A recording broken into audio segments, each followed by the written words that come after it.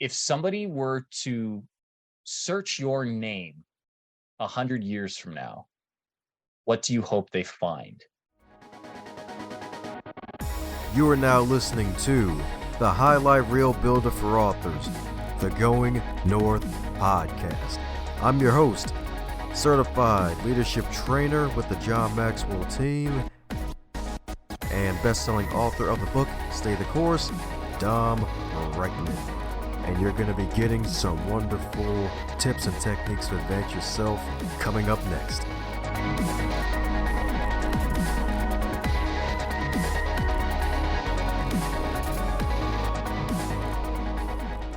Today's podcast review highlight comes from Healer of the Spirit. They gave the show 5 stars. The review is titled Excellent Energy and Taste. Dom's selection of guests are both entertaining and inspiring. The energy and depth he brings to each conversation makes his guests' messages more memorable and the lessons more poignant. Thanks a bunch, Healer of the Spirit.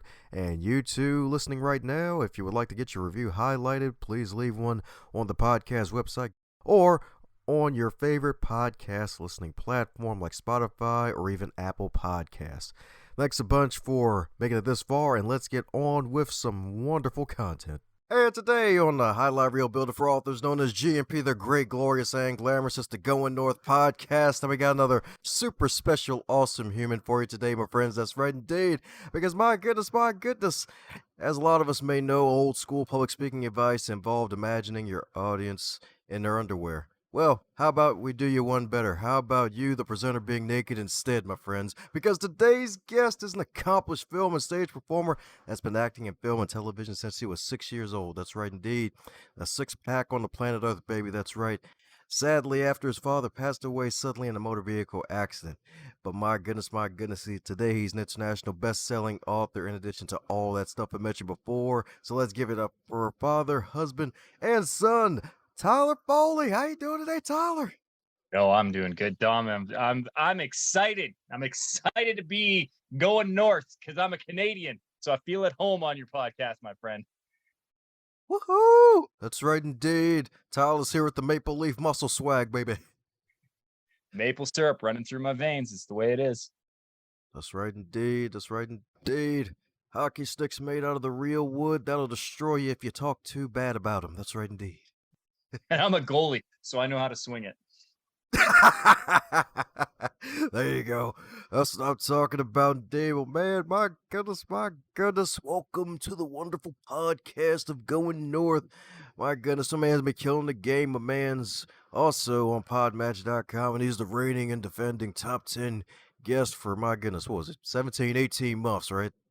Yeah, we'll see how August turns out, but it's looking like 18 for sure. We only got a couple days left.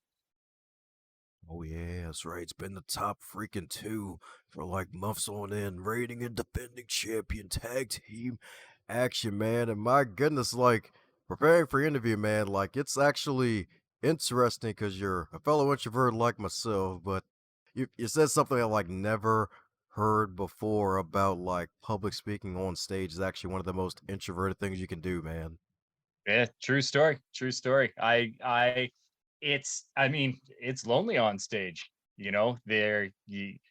Especially a really well lit stage in a dark auditorium. You can't see an audience, so the only person who's there is you and your thoughts. You can feel the audience, which is always really uh, quite special. Like there's an energy, and it's almost ethereal the way that an audience can be there without being there. You feel them without seeing them. It's like a warm bathwater to me. But I find that it is probably one of the greatest expressions of introvert that you can have, because it's just you. It's just you and your thoughts and your presentation, and you don't have to interact socially at all if you don't want to.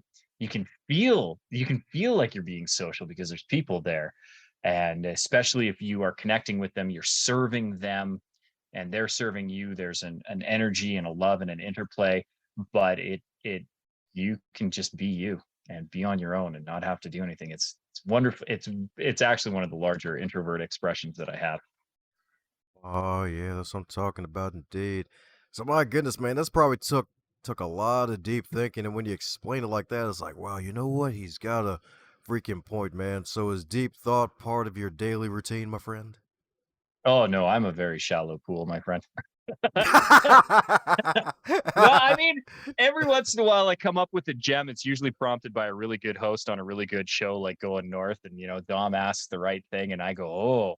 And then this pearl of wisdom spews out of me because I've been imbibed by a beautiful muse. But no, I would love to claim that deep thinking is part of my repertoire, but I don't know, man. I'd love to be modern day philosopher, but I'm me. And occasionally a good soundbite comes out. But I also have hours and hours and hours behind a microphone for every 30-second sound clip. Hmm. There you go. There you go. That persistence indeed. And if not mistaken, like all them hours probably turned into decades being a child star, right? I mean, having to remember lines and everything like that, right? Oh, yeah. And that's the funny thing. Like every once in a while I have to do like a resume or, compile cumulus veritas, your life worth. And I'm always entertained because I have to go back almost 4 decades now, and it's like, it's interesting, and then you, like, hand it to people, and they're like, "How you can't possibly how old are you? You can't possibly have this much work." And you're like, "Yeah, but I started working." Like, I was able to retire at 25, you know what I mean? Like, Hmm. I had a 20-year career from 6 to 25, I was able to retire. So, it's like, it yeah, it there's a lot that has happened, and I've had a lot of vocations. I feel kind of like Mike Myers in Wayne's World, and he's walking through, and he's like, "I've had a lot of jobs in my life, nothing I'd call a career. Let me put it to you this way: I have an extensive collection of hairnets and name tags." Like I feel that way. Only for me, I have an extensive collection of name tags and lanyards of various like swipe cards of professions that I've had. And yeah, I've dabbled in a lot of things. And then on top of it, if I wasn't one in real life, I played one on TV. So, and I get to really say that. It's been really cool. I've been a horse trainer, I've been a doctor, I've been a lawyer. What else have I've been a drug dealer in film, not in real life. So I've done all kinds of weird and crazy things. And even in real life, my jobs are crazy. I was legitimately an apprentice piano tuner in my early teens, and I used to work in an art gallery framing artwork. So, like, there you go. That's broad. Yeah, I can definitely say that again, man. And that's definitely like a wonderful, wide, broad range of experience indeed. And just the ability to play all of those different roles over the years. And now in, I guess, early 40s now, which is Yeah. definitely interesting. Even though you look far from it, you could probably pass freaking 31 easily. It's Tell my like, agent that again one more time, Dom. Just we got to record that and send that to my agent at 31. 31, Raphael. Not 37. that's right indeed. Hashtag Maple Leaf Muscle Tyler Foley, baby. I want so badly to become a professional wrestler in like the welterweight division because I'm like 135 pounds and 5'8". Bret the Hitman Hart actually grew up just down the block from where I am at right now, and I want to be the Maple Leaf Muscle. I think that's just glorious. I definitely don't have the body type to be in the WWE right now, but I want to. I want to get there. You've given me a new goal, Dom. Sweet. There you go. It'll probably extend your youth indeed with the extra level of fitness, I imagine. Oh, I get my fitness in as a goaltender. I mean, that is a hard position to do. And again, and one of those introvert things that I do, I get to be on a team and have nothing to do with the bench. It is so fantastic. There you go. No bench woman here, baby. No, no, not unless I get pulled. And it's been a long time since I have been. So Sweet. That's what I'm talking about, indeed. So, my goodness. So, in the introduction, I'm pretty sure you've heard it too. It's like, hey, imagine your audience in your underwear, but you've actually spoken naked before, like literally, man, which is still hilarious to me. Well, I am a former child actor and then adult actor, and by adult actor I don't mean in adult films, although if somebody wants to search, I'm sure they're out there. But I grew up and became an actor who was also an adult, and they, I am very, very, very comfortable in my skin with who I am and what I do. And yeah, I did get challenged once to do a presentation naked, and I'm happy to say I raised a great deal of money for a charity doing it. Yes, indeed. Yes, indeed. There you go. Get naked. Speak naked for charity. That's right, indeed. I, I do it again. Anybody who wants to raise money for their favorite charity, you call me up, and I will put on a presentation of the power to speak naked. But it has to go to charity. Tyler's got to get paid. Like, that's just, those are the two stipulations, and other than that, I mean, hey, if you've got the audience, I've got a really, really Irish body to look at. So I glow white under fluorescent lights. It's horrible how incredibly Caucasian I am.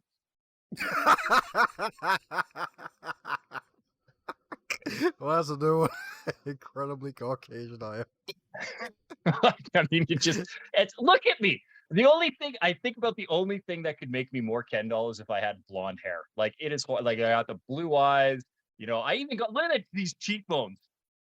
Right? Like, it's not. It's, if anybody unfortunately is listening to this on the podcast, picture a brunette Ken doll, and then make him a loudmouth and slightly less attractive, and that's me. Like, that's what you're picturing right now is an accurate depiction. And everybody who's watching this on video is like, oh, man, that kid just nailed it. Pretty good. Yeah. Oh my goodness. So my goodness, man. So with that, like, do you still book a venue for 2 days in advance when you're in person? Well, so I don't do it for 2 days in advance. What I do is we always book like an insurance date. And it's usually about a week to 2 weeks out. That's just standard policy for me because stuff happens, right? Like, Right. I was supposed to be speaking down in Texas last year, and you'd think like February, March in Texas would be fine, Oh, and oh, damn. they got that ice storm, Mm. and for me, I'm north of the 39th parallel. I'm like, okay, so they there's ice on the road, okay, but that it shut down not just a city but a state, and they couldn't drive for 2 or 3 days. So that, things like that, just they happen. The unexpected happens on a daily basis. That's life. And so we always book a second date as an insurance date. And then I never usually release that until a couple of days beforehand. In this case, the date had been released, but obviously nobody had booked it. And so I was able to grab that second date for charity, which is, I believe, what you were referencing. Okay, good. Yeah, 'cause that's what I was referencing. Because I was like, I've heard the story multiple times. It just gets me laughing every time at how hilarious it is. It's like, all right, this one moment, someone's been waiting to challenge me to freaking strip naked and speak in front of people. Speak naked. Well, I live my message, y'all.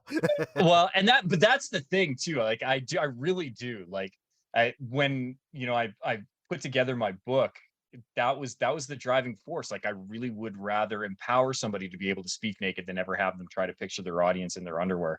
And that's been a mission of mine. And when that guy was heckling me, and that's the worst part too. Like, give it up, dude. Like, he was on me for like 10, 15 minutes. Hey, naked boy, take off your clothes. And I am a well versed performer. I am used to unsolicited audience participation. And so when, when this guy was like hammering me, like, I thought I was dealing with it like a pro. The first one had laughed, the second one I sloughed it off, started to joke about him. I kind of I delved into a little bit of amateur stand-up comedy, because I'm certainly no professional. And really, I started to pick on him too, and nothing would shut him up. And it was that moment of enlightenment where I was like, I wonder how far I could push this. And I mean, Tyler's got to get paid. I'm not taking my clothes off for free. Jenna Jameson doesn't, so why should I? And so if he wants to see the goods, I'll show him. And it's going to be a very disappointing show for many, but hey, if you want it, it's yours.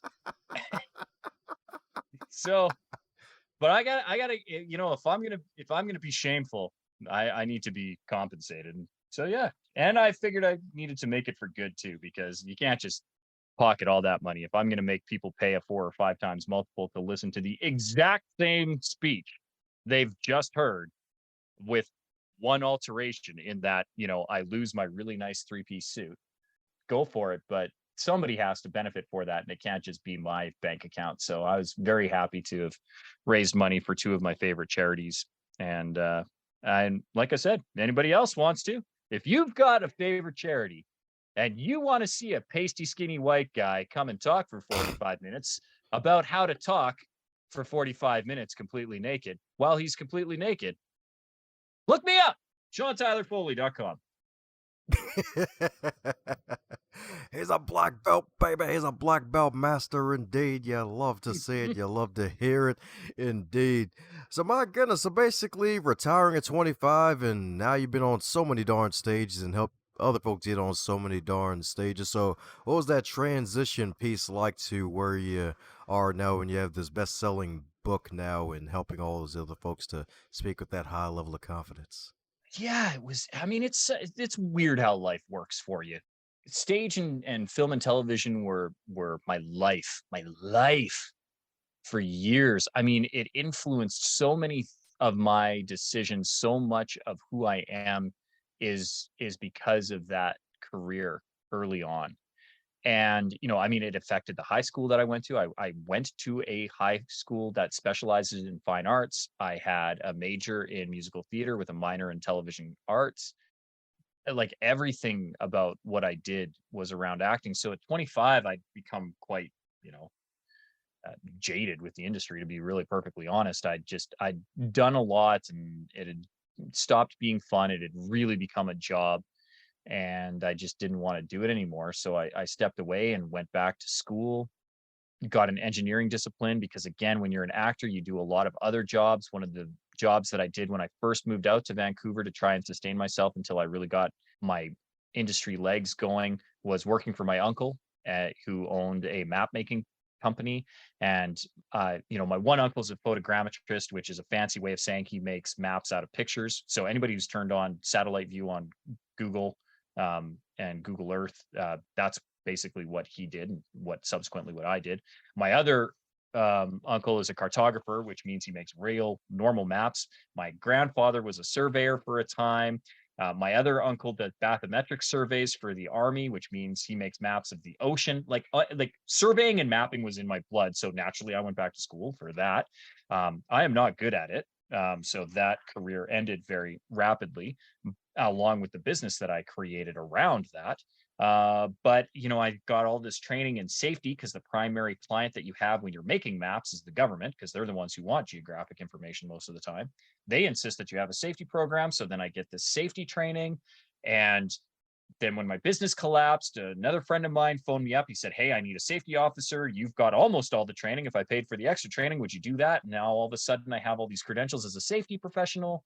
And then everybody finds out that I'm an actor and used to do stunts. And then they want me to talk about that. And then I start training people on safety. And like, it goes on and on and on. When I look back at it, it seems like a pretty straight path. But looking from my 6-year-old self, if I was to tell my 6-year-old self, if I go back in time, sit down with him and be like, "Tyler, in 40 years, you're still going to dabble in acting, and you're going to enjoy it because you dabble. But you're not going to be a professional actor, my friend. You're not going to be a movie star. People aren't going to know you. You're never going to make it in Broadway. You're not going to be naming lights in Hollywood. Um, but you are going to have a number one best-selling book. You are still going to be on stages making money most of the year. and you are going to have a massive impact on the lives that you speak to. It's not going to be fluff anymore. They're not going to come for an evening of entertainment and forget you the next day. You're going to have real impact, and you're going to have people who are impacted by your words and your work for decades. My 6-year-old self would be like, I don't know any of those words you just used, and could I have a juice box, please? But I'm sure he would remember them 40 years from now and be profoundly influenced by those words. Yeah. If only we could actually do stuff like that, and then you trip out like 10, 20 years later into the journey. It's like, wait, that was literally freaking me. Yeah. He was telling the truth. Who was that weird Ken Barbie doll guy? And why was he talking to me like he. Oh man, it's freaking gold. Freaking gold. Yeah. So my goodness, man. So since you've been on this wonderful entrepreneurial journey of like basically being the man of 1,000 jobs and careers, metaphorically speaking, kind of for real, what would you consider probably one of your greatest failures that actually ended up becoming one of your greatest successes? Oh, definitely in view solutions. That's the mapping and geographic information company that I put together. It was the catalyst for everything that I've done. And I put my heart and soul into it too. Like that was supposed to be my end game. Yeah, I'd watched my uncle build a multi-million dollar mapping firm, do very well, very successful. And I had him as a mentor. I had another friend of mine who is an unbelievable lawyer and incredible businessman himself. He made his first $1 million when he was 18 years old. And so I had a lot of people who were invested in my success, showing me the ropes, showing me how to do things, guiding me through. And that was the plan, man. I had the 5-year plan, and I had the 10-year plan, and I had the 20-year plan, and we were going to build the company up, and I was going to sell it the same way that my uncle did after 20 years, and being able to have a thing of pride that my family could be a part of, that I could employ local members of the community, that I could be a pillar of the community. Like all these things were in my head as part of the plan. And poor planning, incorrect insurance, and an undiagnosed medical condition later, everything collapsed. Like it was gone 3 years into building this empire. And I couldn't be more grateful for it. You know, I can look back on that company fondly. I loved what we put together. It was definitely ahead of its time, and it was also way behind its time. Like it didn't advance with technology the way that it needed to, and we were pushing technologies that were too soon. And there was no bridge with that bell curve. We were at both ends of the bell curve and missing the big hump in the middle, and that's never good for business. Although the probably the greatest failure, it's my greatest accomplishment, because it was my greatest failure, because I learned so much from it. I also learned what I don't like to do, and that is run companies. I don't like doing it. It is exhausting. My sympathies to every CEO who is listening to this, every founder who is listening to this, every solopreneur who wants to grow their company to 20, 50, 100, 1,000 employees. Bless your heart, because that is not for me. My one company, I have a staff of probably 8 to 10 right now. And I am so thankful that I am just a figurehead for it. I have nothing to do with it. I have hired smart people who know way more than me, who do way better things than me, who guide that ship way better than I do. I am a captain, right? I get to say, let's set sail, get me to Miami. And then I have people who are like, Mr. Foley, you're in Calgary. We're landlocked. We can't sail. And I'm like, then what plane, my friend? Right? Like I I am really good at coming up with the big vision, and even better at explaining that big vision to the people who can then execute it. But I am definitely not the executor myself. I will not wield that axe. Hey. Oh, you've been good at wielding the axe of public speaking and communication, my friend, because the man's been dropping all sorts of wonderful gems indeed. That's right, indeed. That's right, indeed. Especially just, hey, knowing what you don't want to do, and sometimes realizing that, hey, you may come in with something that's way too hot for the streets. It's like, yeah, it's 2005, I got the hottest mixtape ever. Even though these rhymes are Yeah. going over people's heads, baby, it's like, oh crap, this is for 2022. That's right, Yeah. indeed. Well, and that some of the times too, like, I mean, you want to talk mixtapes, right? Like some of the modern R&B I listen to and I go, oh, I kind of miss Run DMC. I miss, you know who I miss? I miss Fat Boys. I miss Jelly Roll. Like that's hip hop to me, you know? But I'm also a white guy from Canada, so my opinion probably doesn't hold a lot of weight. But like, damn it, that that was rap for me. Jelly Roll, Fat Boys. That's my shout out. There you go. That's right. Bad boys for life, indeed. So, my goodness, man, since you've been on this wonderful tour of the podcasting world with your journey to guessing over 2 million podcasts so far, is there a question that you wish you'd be asked more often when you're on the guest side of the game? Not necessarily more often, but I can tell you my favorite question that I was ever asked, and it wasn't that it was a unique question, but it was phrased in the most unique way that it stood out for me. Because as you said, like, I mean, I did 300 podcasts last year, but the one that stood out for me was if somebody were to search your name 100 years from now, what do you hope they find? Mm, And I thought, A, what a beautiful way to actually ask what you hope your legacy is. mm, But I thought, how creative is that? Because not only did they phrase it open ended, like it didn't limit technology, right? Because if the host was to have asked, you know, if somebody searched, you know, did an internet or worse, did a Google search of you 100 years from now, well, could somebody 100 years from now even use Google? Will Google exist? What will the internet actually look like? Will there be one? Like, you know, like all of these questions, like to us it just seems normal, but you got to remember, if you were to ask somebody that question 100 years ago, it would be mm, nonsensical and they would have no way of doing it. But if you were to ask them the way somebody 100 years ago, the way that this interviewer phrased it, if somebody were to research your name 100 years from now, what do you hope they find? They'd be able to do it. Their concept of how that research would be done would be entirely different, but they could do it. So first of all, it was literally a timeless question. I could have asked that question to Aristotle and he would have been able to answer it.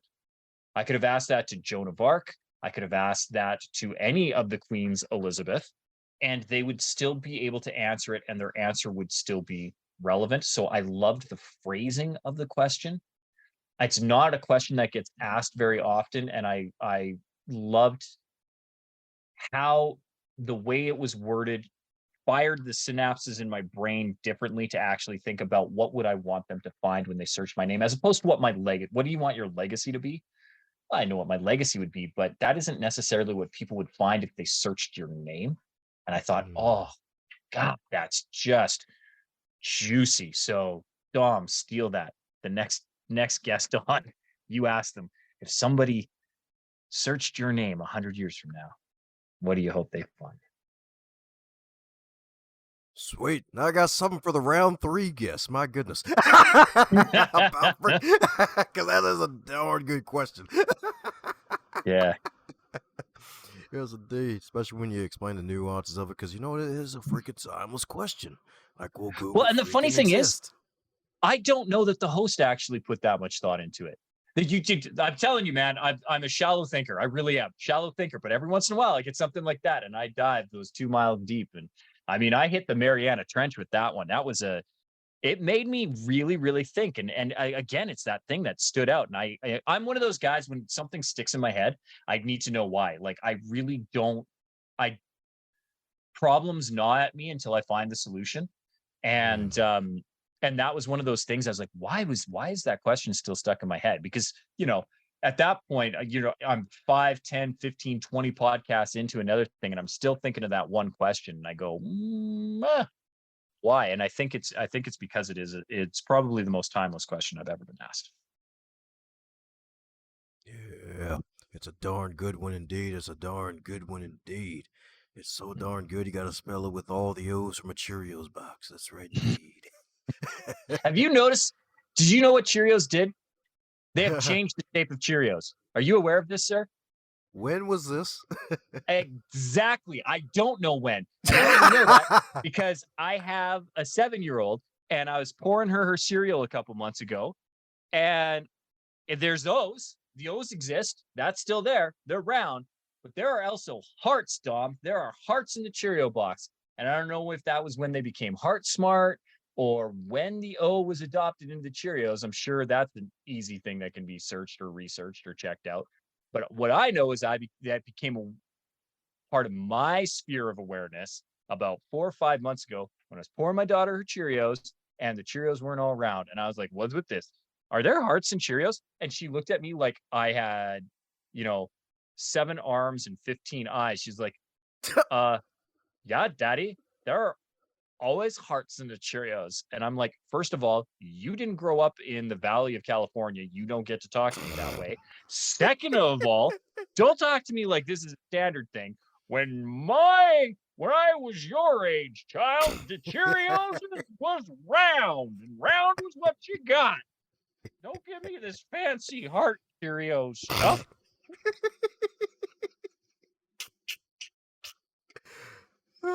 That is gold. That was fucking gold. All right, I did not freaking know that. I know they have the heart shape on the box, but I didn't know they actually put the heart shape in the actual They got the cereal. the heart bowl, right? Because the Wow. oats are good for your heart theoretically, low cholesterol. It's great, you know.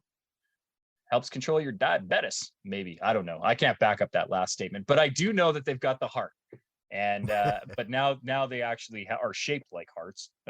And you still have the O's. It's like a 50-50 mix, I think, in that box. But I don't know. It caught me by surprise. I was not expecting heart-shaped Cheerios. Funny enough, that's a great transition to the next question. We're loving to drop on wonderful guests recently, and that is if your wonderful #1 international best-selling book, The Power to Speak Naked, if it was a food, what would it be and why? Oh, that's a real good question. It would be a flapper pie because almost nobody knows what it is. It's one of the greatest delicacies on the planet. Those who like it love it.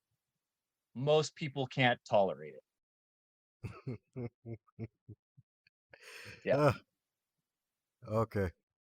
All right. So what is flapper pie? Because I'm like, what is that? Oh, my friends, my friend, you need to grow up on the prairies to know what flapper pie is.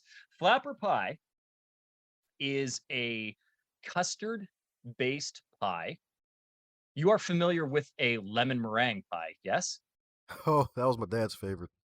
Okay. So replace the lemon filling of a lemon meringue pie with a very, very bland vanilla custard, but still have a meringue topping and a very, very heavy, what is the graham cracker crust.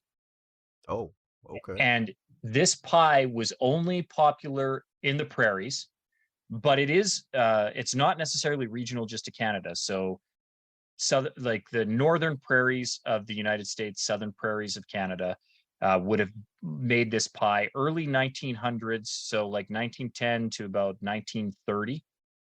It was a popular pie because you could prepare it without having to actually bake it.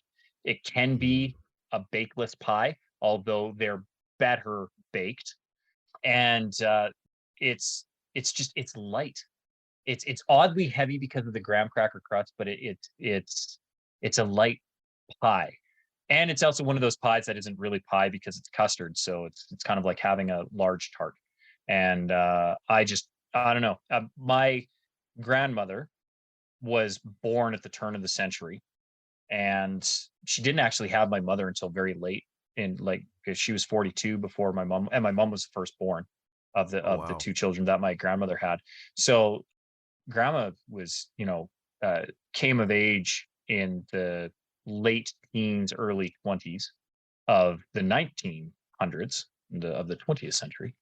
And so she grew up on the prairies. So this was like her pie. So she would make this pie for Christmas that was flapper pie and the other just random weird dessert that probably nobody knows. Carrot. Did she call it carrot? What is it? Carrot salad was what it's called. Now, that is the most misleading title for what I'm about to tell you what carrot salad is. Carrot salad is shredded carrots and pineapples Oh. in orange jello and set. There is Wow. no salad in carrot salad. It's dessert. And those were the two things that my grandmother would make for Easter and Christmas was flapper pie and carrot salad. And my Lord, do I love that. That to me is the ultimate in comfort food. And it just brings me joy. And my sister-in-law now loves to bake, found out that I like flapper pies, and she has made it her quest now to bake the perfect flapper pie, and I think she's done it twice. And she numbers them. Like I think we're on like how Tony Stark has, Mach 1, Mach 2, Mach 3, Mach 4. I think she's on pie Mach 28 or something like that. And or Mark, I guess it's Mark, not Mach. She's not flying the speed of sound. She's marking things for iteration. And so she's on like Mark 28, I think. And Mark 14 was incredible. It was a standard pie. And Mark 20 or 21, she switched to almond milk instead of regular condensed milk. And the almond milk added this just the light nut flavor to it. And in case you haven't noticed, it was my favorite. Oh, that's right indeed. That's right indeed. You're probably like in the top 3 of most original answers to that question yet, my friend. Well, If I'm not, disappointed I'm not top 1. I thought flapper pie got number 1 for sure. I will have to try better on this next one. but you're the first one to say flapper pie, though. That's for sure. You took the Damn crown well on better that be. one. Yeah. Because I've like never heard of flapper pie, but it sounds friggin' delicious. Uh, it's a no bake pie, so it's a book on speaking naked. So hey, it's naked without the bake, right? Yeah, yeah. Your audience, when they tuned into this naked episode, did not think that this number 1 best-selling author was going to bring out culinary tips the way that I did. But hey, I am a full service guest, ladies and gentlemen, full service guest. Oh, he is full service today, baby. That's why he's off the market with kill children, baby. That's right, indeed. Father and husband for a reason. That's right. They take them off the market. They're like, yeah, let's steal them. That's right, indeed. That's right, indeed. So, my goodness, coming down to the magical question that every guest gets to receive. And that is if you're to wake up tomorrow and you're 25 again, but you're still in 2022, what advice would you give to yourself?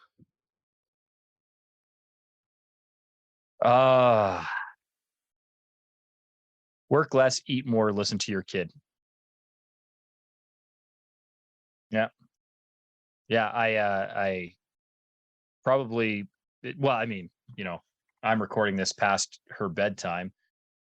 Today it will be, when everything is said and done, a 17-hour day, and those are not necessary.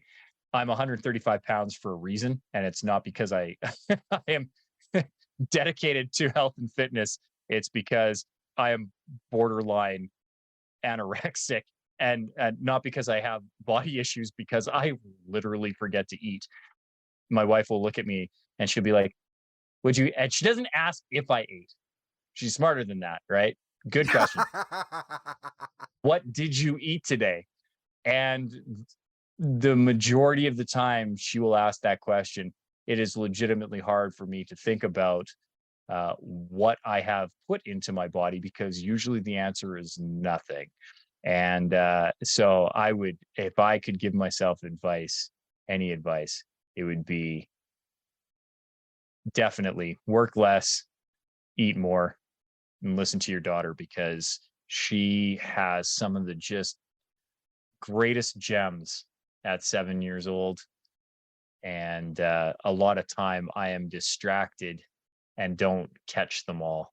And I wish I caught more. Oh, that's right indeed. Well, man, Tyler, the mighty T's been dropping them gems today, baby. That's right indeed. That's right indeed. He gave you that flapper pie goodness, baby. That's right indeed. That's right indeed. That FP from the TF. That's right indeed. That's right indeed. With the I'm with the bonus stealing dessert. that. Sweet. There we go. Usually try to leave every guest with the gift. Yeah. That's right indeed.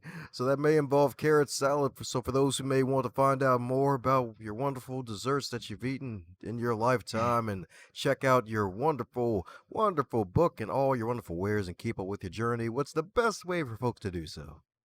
Well, the best thing they can do is go visit my website, but you know, I don't give stuff away for free, right? Tyler's got to get paid, or I require some form of exchange. It doesn't have to be monetary. And so, if your audience wants to learn more about me, my requested exchange in on for that privilege would be that they take the time to give you, sir, a 5-star review for asking the good question, for being a good host, for being a good interview. If they're listening to the Going North podcast, they're enjoying what you're saying, Dom. They've got to. They've got to.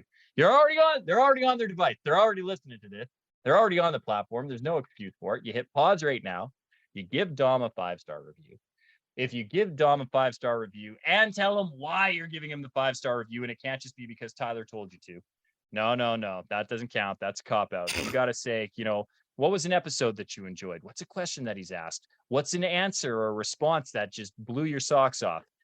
Write down flapper pie. That's okay. That's acceptable. You're like, flapper pie is awesome.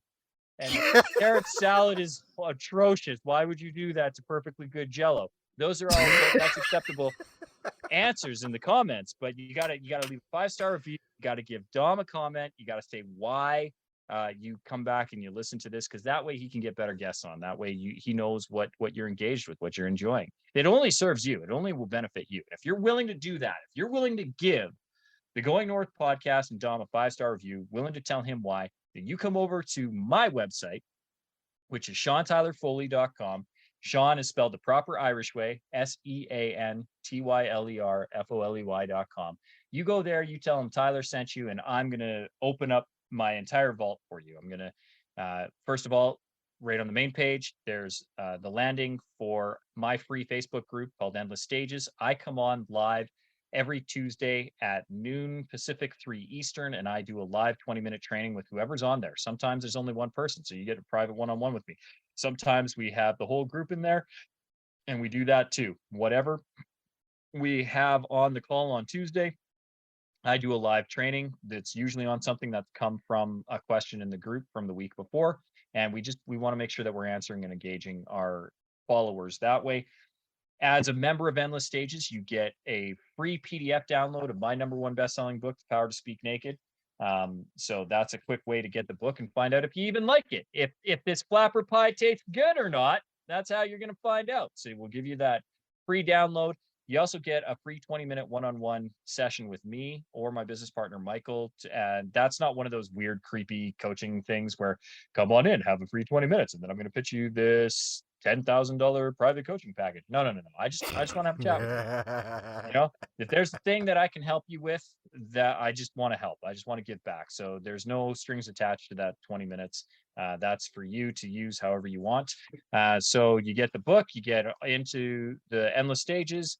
You're going to get, the free call with me, and we're also going to give you free access to my video series, Drop the Mic, which is online self-paced video learning series. Fun little course that I put together a couple years ago. That's my gift to all of your listeners, but only, Dom, only if they leave you a 5-star review. No 5-star review, no gifts for you. Like that's just how it is. Ooh, that's what I'm talking about, dude. You heard it from the 5-star guest himself, baby. That's right. Heck, I'll give him 10 out of 5 stars if I could, because he's freaking fabulous indeed, baby. That's right, indeed. That's right, indeed. So you heard him, folks. That's right. Leave a review, take a screenshot, shoot it over to Tyler. That's right, indeed. Sean Tyler himself on SeanTylerFoley.com. We'll put the link to that in the show notes, indeed. And snag a copy or 2 or 3 of his marvelous book and share it with folks. Other folks, indeed, so that way they can get the confidence to speak naked and maybe even actually do it if they deal with a heckler too. It might be the same heckler. Might have been. He's a professional heckler. He goes crowd to crowd to crowd. Uh, that's some kind of a living. It is a sad one, especially if it doesn't pay well. Yeah, yeah. No, all it pays is desperation and broken dreams. Woo! Well, my man's all about fulfilling dreams indeed. So, any parting words before we close up shop, my friend? Yeah. If they're listening to this, if there's one thing that I could let anybody know, and it's something that I've learned to be true over decades of being in the public eye, and that is the thing you're afraid to say is very likely what your audience needs to hear. And if you can find the courage to stand up and speak, you don't know who else you're speaking on behalf of and who needs to hear your message. So everybody has a story. Everybody can have impact with that story. Find the courage to speak your truth, and you have no idea the change that you can make in the world. How's it going, my friend? I'm so glad you made it to the end. That shows that you are an uncommon finisher, and I am so grateful for you sharing your ears, your attention, and your time to this wonderful podcast to do something that'll take yourself to the next level. And for everybody else involved in this wonderful program, share it with at least 3 people in your network so that way more folks can not only catch the fire that is on this podcast, but can also be inspired to be their best. Advance others to advance yourself.